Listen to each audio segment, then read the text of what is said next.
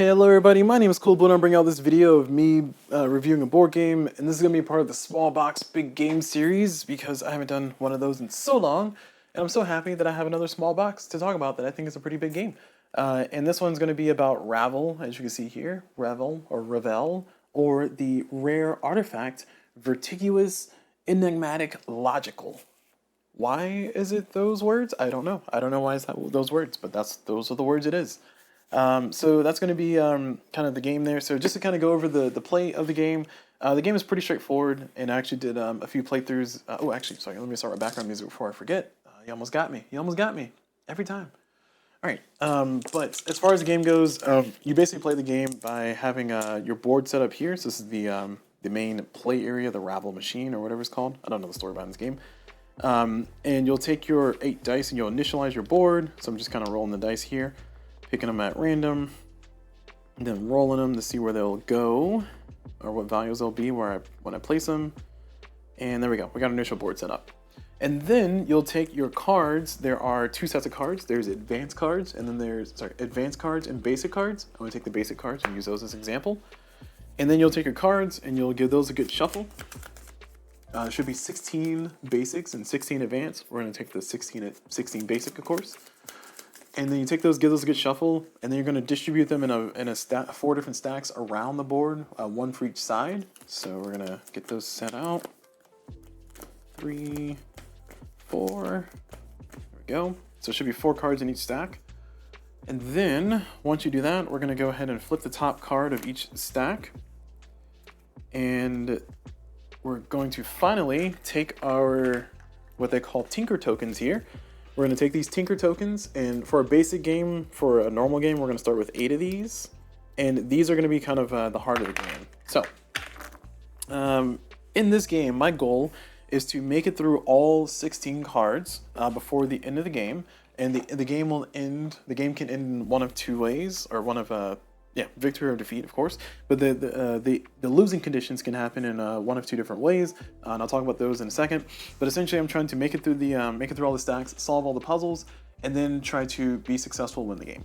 Now, as far as the losing conditions, I will lose the game if I ever need to, or if I ever reach a situation to where I have no more Tinker tokens, so I spent them all, and I have not won yet, or if I have, or if I cannot unlock a card and I have no Tinker tokens left. So the explanation there's a little bit fuzzy, mostly because I got to go to the rule book here and kind of zoom in so we can talk about it. I wasn't expecting to talk about this so soon, but here we are. So if you look at the rulebook here, here's the victory and defeat conditions I was just referring to. Pretty simple, straightforward text, but essentially I win the game if I remove the last card from the game. Pretty simple, straightforward.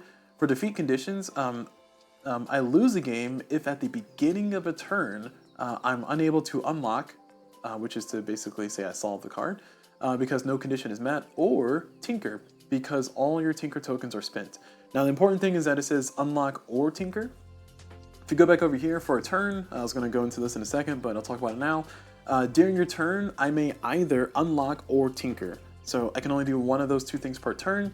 So at the beginning of the next turn, if I run out of tinker tokens based on the current interpretation of this, then that means that I lost the game, which I think is supposed to be an and, not an or, because this game was translated, from my understanding, from another language.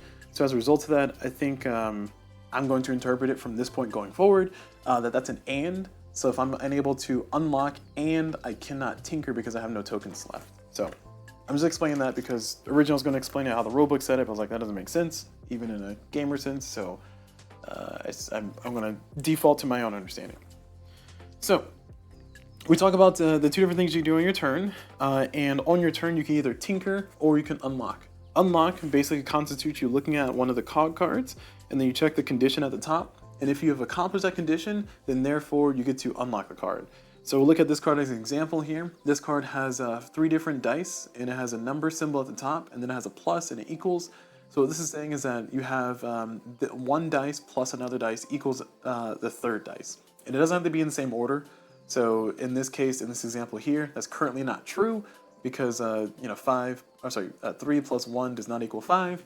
But if I can change this to a 4, then I can make that a true statement. If we look up here, This condition says there basically has to be 3 different dice in the form of what is called a street. I don't think I've ever heard that term outside of this game, but essentially we look at one die, so let's say this 5 here, and we look at the next one, so that one die is a +0, and the next one's +1, and the next one's +2. It does not have to be in that same order. I will say that again, going to the language translation things, and I've confirmed this from the Board Game Geek forum. This is one of those situations to where language translation might have caused some issues. So let's look at this card here closely. You'll see at the bottom it has a number 11. So if you go into the rule book, it does have all of the cards written out in words, which is nice. So in card number 11, it says all 3 dice on the side of this card form a street. Again, I've never heard the word street before, but I assume it's a term that exists. They must not be next to each other in ascending order. Now this little A here is for the advanced cards, because the advanced cards will have this additional rule, and I'll show you here. If we go to the advanced cards and go to number 11, you'll see here number 11 shows up in a different way, and I played this correctly in my playthrough, but I did not interpret it correctly, so that's pretty good. But right here for number 11 it says they must. So these dice must be in this order for the advanced card, which is what makes it harder. Whereas for this one, it says they must not be next to each other in ascending order. So must not, just want to clarify, translation issue, but that's actually saying that they do not have to be next to each other. That's what it's supposed to mean. So I'm pointing that out because that's my justification for the and instead of the or earlier. But also the Board Game Geek forums that was discussed, and the publisher came out and clarified that yes, that's supposed to be that's supposed to say does not have to be, not must not, in the English terms. Because in other languages, must not means must. No, it doesn't. No must. Does not must. Does not have to be. Okay, cool. Now we got all that done. I'm gonna go ahead and play through this session, and then I'll get to my review. So you'll get a bonus playthrough here if you watched my previous playthrough. It shouldn't take that long. So let's go ahead and get into it. So on my turn, I can either unlock, like I said before, if I meet the conditions, or I can tinker. Now to tinker, I can spend one of these tokens to swap the position of 2 adjacent dice, or I can spend 2 tokens to change the dice value on any die to exactly what I want. So in this case, if we use our example from earlier, this is me just kind of blindly playing here. Oh, actually, okay, not so blindly playing. This one I need 7 or less. So that 7 or less is what I need for this side to be true. So therefore, I'm going to go ahead and take these 2, and I'm going to change this value from a 5, and I'm going to change it, let's see.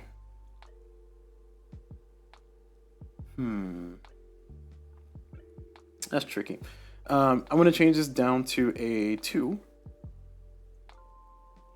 like so. And 2 plus 4 plus 1 is 7, so it is equal to 7. So it has to be equal to or less than 7 is what the rulebook says. So therefore, this is now true. Now my turn is over, so I start another round. And now in this round, I can either choose to cash this in, I can unlock it, or I can choose to do something else. So in this case, I will choose to do something else, and I'll show you why here in a second. Mostly because I just want to show off here, but I'm going to go ahead and spend 1 token to swap these 2 positions. So this 4 and this 2, this red 4 and this red 2. And now that's done. And you'll notice that what I've done is I essentially made this true as well. Now that's useful because this one's going to give me 2 of those tokens back. So I actually want to trigger this one first. Now, when you unlock a card, first thing you'll do is you'll take the card and put it in front of yourself to kind of show that, hey, I have this available. Next thing you'll do is you'll take any card that's under the card you just unlocked and you reveal it. And to clarify, you unlock 1 at a time, not multiple at a time. At least that's what the rulebook implied. That is 1 at a time. And then after I revealed this card, I can choose how to cash in this if I want to cash in. So I can choose not to cash in. I can refuse the bonus that is given me and just throw the card out. Or I can go ahead and cash it in. In this case, it's going to give me 2 tokens back. So of course I'm cashing that in. And then I'm going to put the card face down and show that I've finished it.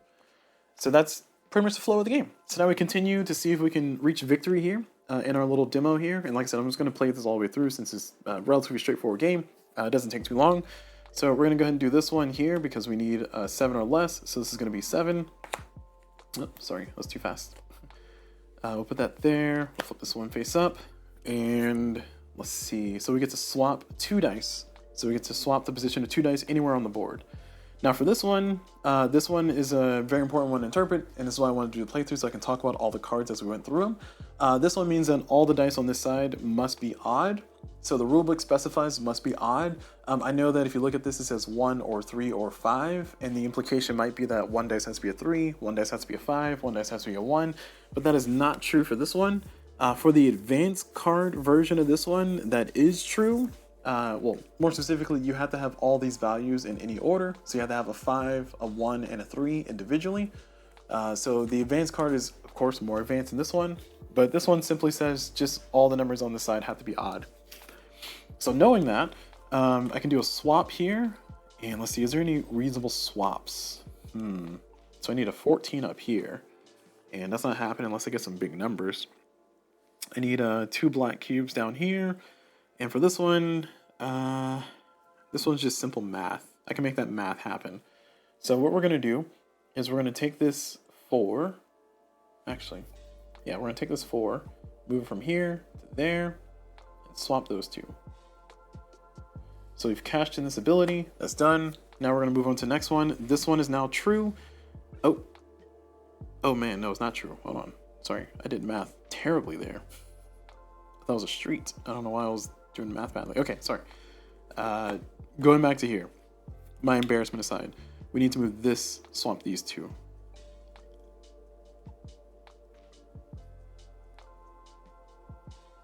There we go. We've done it. Okay. So now that we've done that, that also helped us get towards our goal here of having all these be odd.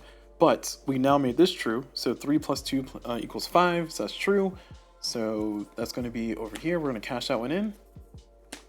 Reveal that card. And this one allows us to re-roll all the dice on one side. So we get to, the order of operations, we get to roll first, and then we get to put the dice back in on the side. So we have to choose a side. So we're actually going to take advantage of that down here. And we're going to take advantage of that so we can try to place dice in different places. So we're going to roll all 3 of these. Great. We're going to put this one here, put this one here, and put this one here, like so. The card's done now. And now we're going to go ahead and cash this one in because we made that true by moving our white die from here to there for basically for free. Let's reveal this one. This one we need 4 or greater over here. So this die, or this ability, allows us to flip a die physically to its other side. And for those who don't know, if you look at one side of the dice, the other side is going to be the D size plus 1. So this is a D6. So D6 plus 1 is 7. So the other side of this is a 5, is what I'm saying. So I could go ahead and use this to flip this to a 5. Now I also want to try to look at what else is on the board. The opposite side of this should be an odd number, but I also want to try to get this to be 14. Tricky stuff. So the opposite side of this would be a 4. So 4 plus 4 is 8 plus 5 is 13. It's 1 off. So close. So close. All right, I think I will flip this one. Is it this one? No, I will flip this one. Yeah, it turns into from a 4 to a 3. And the reason why is because now that I've done that, I can go ahead and cash this one in. And this one allows me to rotate the entire board. Yep. Ooh, perfect. All right, I'll rotate the board 90 degrees in this direction, like that. And then I'll go ahead and cash this one in immediately. And great! I also have this one already done. So now I need. Now this one allows me to plus or minus dice up to twice. So I can do the same dice twice. I can do 2 different dice once. I can go 1 up on one die and 1 down on a different die. I can do any combination of those things. So I will choose to probably do that over here, because if I increase these 2 by 1, then I'll be able to accomplish this card. So I will increase this by 1, increase this by 1. And now I will finish this card. And this card allows me to move one of the cog cards from where it is to on top of something else to the next card, next spot. And I think this is the same thing as before. What I could do, this one is, they have to be even. And that's doable in both directions. So I think what I will do is I'll move this one from here to there. And then reveal this one. Continuing on. I'm gonna go ahead and cache in this one. This one's the same one as before, and you'll notice that I have an empty pile now, so that's pretty good. But continuing on, so we have less than three or less. So we had that already. And this one allows us to put a card on top of another spot. Let's see. I think I want to do... Oh, yeah, I want to do this card over there. Oh, no, this one's already true. This one's already true right now. Well, I'll put it over here because it's true over here as well. 2 dice at the same value. This one's 2 dice at the same color. Perfect. All right. Well, great. All right. Good thing I committed to that. So now we're gonna do this one and this one. I'm gonna choose not to use this ability right now, and I'll show you why in a second. But this one's true because 2 dice at the same color on the same side. It's done. Oh man, they're giving me a workout here, aren't they? This one is true, but I don't want to trigger it yet, so I'm going to spin 1 to move this over. Then we're going to go ahead and cache this in, and that's going to let me boost or decrease 2 different die. I will use it to increase this die. I will increase this die by 1 and increase this die by 1. Done. Alright, now that's done. We're going to cache this one in. This one allows us to rotate our board 90 degrees, and we will... Ooh. Okay, I'm not going to cache that one in yet.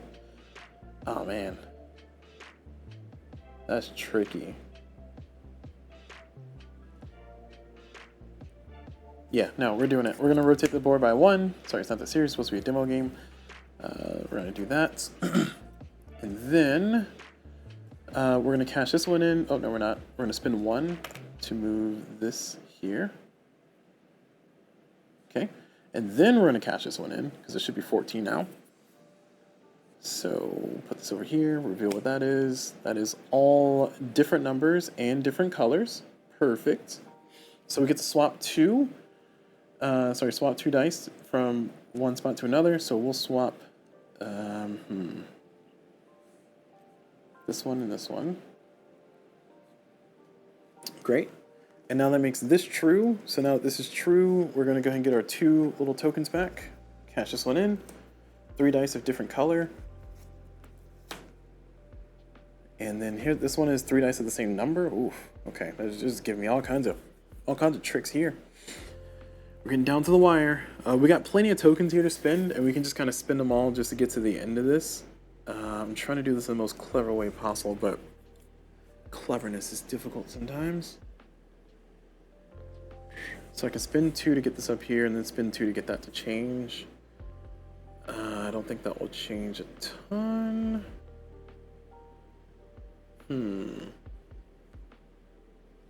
The troubles. The hardest one for me to do will be this one, because I need to move these specific dice down here. So as a result of that, okay, alternative, I could do this and try to get a shuffle, try to get a reshuffle and get a 50-50. Alright, we're gonna spend a lot. We're gonna spend a lot here. So we're gonna spend 2 to make this a 1. Then we're gonna spend 2 to make this a 1. Right? And then we finish this one. So this one, all the dice are the same number. Perfect. Oops. Making a mess here. This allows us to re-roll a single row, and we will use that to re-roll this row here. And we have to re-roll all of them, which is unfortunate. Should have cached it in first.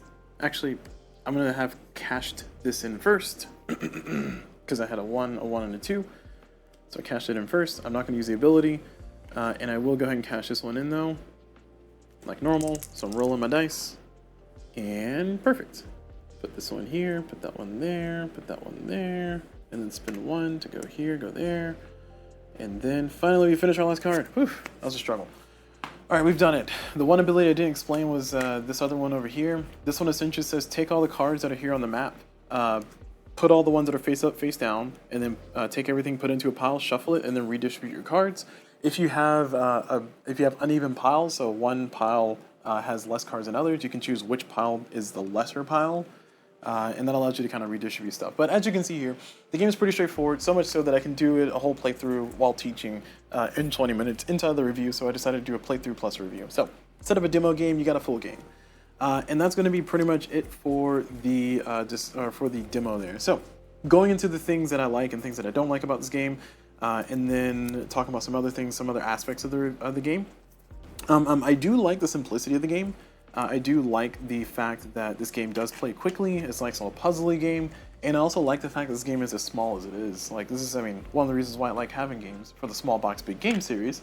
I mean, I haven't had one for a long time because one, I forgot the series existed, and two, I've been playing a lot of bigger games that you see, like all the D-Dead Omaha Beach games and stuff like that. But going back into what I'm saying here, I do like the fact this game is kind of small and compact. The box itself is sufficient. Like I still use the original box, and I was able to get a storage solution that was effectively just a container, a small container. This is a Geek Box Slim, and the cards just kind of go in there. So I put the cards here. I sleeved them. These are Dragon Shield square sleeves, Dragon Shield blue sleeves, I think is what they're called. They're matte on one side and glossy on the other, and it all just kind of fits back in the box. And like, I really appreciate how small and travelable this game is. You can even ditch the entire box if you don't really need the box of the rules. You can kind of fit this into like its own little little drawstring bag if you really wanted to. You can go hardcore like that. I wouldn't, but you could. And this game is like very compact, very small. Like this is the entire game, and it's a lot of fun. It's a lot of brain burn that can happen in it, especially if you play the advanced side. Those cards get very complicated. And as you saw with my struggles there, trying to figure out, okay, how do I efficiently move this to do this? That just kind of opens up the entire world of the game, because there's a lot of different paths to victory. And some of you are probably watching at home, yelling at the screen, saying you could have done this or you should have done that while watching me play, and that just kind of shows you just how much depth there is in the cards and how they play. And all it is just 8 dice, a little cardboard piece, and all the cards, so 32 cards. And that's a lot. I mean, the fact that this system exists is really fun, and I appreciate the puzzle it gives. I appreciate it for what it is. I also appreciate that it doesn't overstay its welcome. I just have a lot of praises to throw at this game for as small as it is, and I just like it. I mean, it's just a really good game, and I like it a lot. Now, as far as the things that I don't like, well, this is where things become a little bit fuzzy. So I don't like the fact that the advanced cards feel overly brutal, if that makes sense. Like I mean, I get it that some of these give you +3 instead of +2, and that's nice. But some of these conditions, like this one specifically, well, no, not this one. Which one is it? There are a few in here that say the same color and the same number, like this one. Oh no, sorry, that's impossible because it's 3 dice. Like this one here, you have to have 3 dice of different colors but the same number. That's sometimes tricky to do. This one here, you have to have 3 dice that are greater than or equal to 5. That's tricky to do. This one here, the black dice have to be odd, the white dice have to be even on the same side. It just I don't know, it just feels brutal at times. It's like, oh man, you're just not giving me any space to rest here. Yeah, the advanced side is very advanced, almost to the point of not being that fun of a puzzle to try to solve, and it just kind of eats into the enjoyment. The counterbalance to that is that you don't have to play with the advanced side. And on top of that, if you want just a little bit of spicy, you can literally just take the cards take the counterpart cards for the basic cards, and then swap them out for the advanced card, and then play it that way. And I think that's a really cool system that's there. But I also kind of hate that instead of having 32 unique cards, these are just 16 cards of like a easy and hard variety. I think I kind of rather like see more like creative ideas, like maybe like some diagonals or something, or maybe like things in this column instead of this row have to apply, stuff like that. Like that would be cool. I don't know how many different ways you can kind of twist this one or stretch out more game into this one, but I do feel that the variety in cards, while enough for the length of game that it is, I do feel that the variety of cards, maybe there could have been more there. So I put it as a negative because I would like to see more. I actually kind of want to see more of the system, just kind of see more of this kind of puzzle. I do know other games, a game from, not Impatience, but a game from Button Shy. R.A.V.E.L is a game that has a lot of variety, has a lot of different things that are going on. It even has its own little mini expansions and stuff. And that game breaks my brain. Like that game, I look at it, spatially, I just can't fathom how that game works. So this system works for me way better than R.A.V.E.L does. But the whole time I was playing this game, I was thinking of, man, this might be what R.A.V.E.L feels like if I actually gave it more time and try to invest in it more. So maybe I'll go play R.A.V.E.L as my more advanced version of this game. I don't know. But I just know that that between this and R.A.V.E.L, and the reason why I'm bringing up R.A.V.E.L is, like I said, because this game made me think of R.A.V.E.L. Not that this game is similar to R.A.V.E.L. R.A.V.E.L is more, spatial and like kind of like there's more stuff going on. Whereas in this one, it's kind of basic. Move your dice, flip your dice to their own faces, and then try to use the abilities to the best of your ability. And I appreciate that. So overall, the pros of this one are that it's very small and very compact. A lot of game for the small amount of time that it's on. It doesn't overstay its welcome. And as far as the cons go, I do think I would have liked to see a little bit more variety. I don't know how much more you can actually pack into a box like this, but I would have liked to see, instead of maybe just counterpart comparison cards, maybe just more cards in general. Maybe like a medium section instead of just like an easy hard section. But honestly, if there's only an easy and advanced or basic and advanced section, I guess maybe the advanced section is the medium. I don't know. And also, I will say that this game does have the pro of the fact that you can play more chaotically. So if you want to just shuffle all of them together and then deal a 16 like I did and see how you do, that's a thing you can do. Would I recommend it? Not really. It makes the game a little bit imbalanced because you might end up with duplicates of some conditions that are the same, and that can be rough. But it just kind of changes up the game, gives you a lot of variety, and it makes things a little bit fun. So that is kind of the summary there. As far as my rating for the game, if I'm to give this game a rating out of 10, I would give this game a solid 6.5 out of 10. I want to go higher, but I don't think I can justify going higher for a game that is as mechanically straightforward and simple as this one. And I want to clarify, just because the game is mechanically straightforward and simple, does not mean that the game is easy. This game does have teeth. This game does have a lot of things for you to kind of crunch into and think about, especially if you're trying to figure out what order to do things in. You're trying to figure, okay, how do I do the thing I want to do over here without breaking the thing over there? And then also, if you really want to get into it, you can even have situations where maybe you get all four to be kind of correct or ready to go at the same time, and you still got to figure out what order to do them in, which abilities to activate, which abilities to ignore, and you also got to manage your tokens and make sure you don't run out of tokens. It's just a lot of stuff here. So I appreciate how much is here for what's here, and also for how long it takes. I mean, 20 minutes. The first 20 minutes of this video was me playing through another playthrough, and if you watch my playthrough video, I did 3 playthroughs total. In that one hour video. So about 25 minutes for a playthrough sounds really great. And especially for this price, I mean, this game is like a $12 price. You know what? I'll give this game a 7 out of 10. I talked myself into a 7 out of 10. I don't think I can justify going higher than a 7 out of 10, but it's just there's a lot here with little, and I appreciate that, I just appreciate that. Another game, Kotinka. Not related to this game at all, not even similar to this game, but I do have a game called Kotinka that I think of, or I thought of when I saw this on the shelf, in addition to R.A.V.E.L. And this game is nothing like Kotinka. Kotinka plays really differently. It plays a whole bunch of more abstractness, and is more of a 2-player like kind of face-off as opposed to a solo puzzle. But I feel like I looked at Kotinka and I wished this is what it was, and I'm glad I have this now. So I think this game will definitely be seeing some rotations for me in play. I think between this and R.A.V.E.L, maybe I'll get brave enough to go play R.A.V.E.L and actually bear through it and try to get through a full game without my brain falling out. I don't know, that game might be too hardcore for me, but this one's more my speed. So I appreciate what this game is bringing to the table. I know I complain about the simplicity and the lack of kind of complexity that this game has, but I appreciate the simplicity. It's nice to have a simple, straightforward, dare I say, cozy game to sit down and play. That doesn't take up all your time. So yeah, that's going to be it for my little review there. So hopefully that was useful and informative. I think this game has a lot going for it. I did look at some of Impatience's other games that they had, and by that I mean I just saw them. I saw the advertisers for them, and I think what's their one, the Fjord one, whatever it's called. That one seems interesting. The one that was a mayor in Chicago. That one it might be interesting. I don't know. It looks like it might be too many things going on for a game of that size. But at any rate, this one and this one only is the one that I have, and this is the one that I'm talking about. So therefore, I'll say 7 out of 10 for me. I enjoyed my experience with it. I'd recommend it.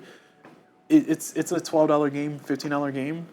So if you can find it for less than $15 or less, I think it's definitely worth a pickup. Anything higher than that, I think, you're kind of pushing it. And I'm interested to see if there's any like community mods or maybe community puzzles that might come out. Ooh, or even like, hey, here's all the cards. You know, use this advanced card, use that basic card, like this mix of cards, and then shuffle them up and see how you do. Oh, that'd be so cool. Like a community challenge. Oh man, that'd be neat. All right, I gotta hit the forums after this. Okay, so that's going to be it for this video, though. Thank you all very much for watching. Hopefully this was informative, and as always, I will see y'all whatever.